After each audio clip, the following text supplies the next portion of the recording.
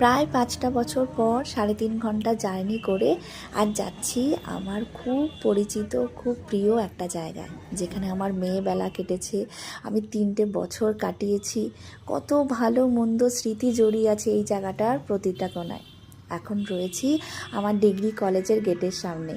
কিছু কাজ ছিল, সেগুলোই করতে এসেছি। দেখলাম স্টুডেন্টও খুব কম রয়েছে।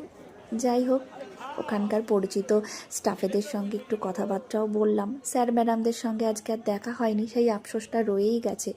আজকের অনুভূতিটা প্রথম দিনের তুলনায় কিছু কম ছিল না। জানো তো, প্রথম দিন যেদিনকে আমি ঠিক এই গেটের সামনে দাঁড়িয়েছিলাম, প্রচণ্ড ভয় পাচ্ছিলাম। আমার নিজের জগৎ থেকে বেরিয়ে প্রথম এই বাইরের জগৎকে দেখা। যাই হোক, আমি এখন চলে এসেছি শিয়ালদা স্টেশনে। এখানে একটু কফি খেয়ে চললাম আমার মেমোরি লেন থেকে বেরিয়ে আমার প্রেজেন্ট লেনে। আজকের মতো এখানেই আসছি। দেখা হচ্ছে নতুন একটা ব্লগে।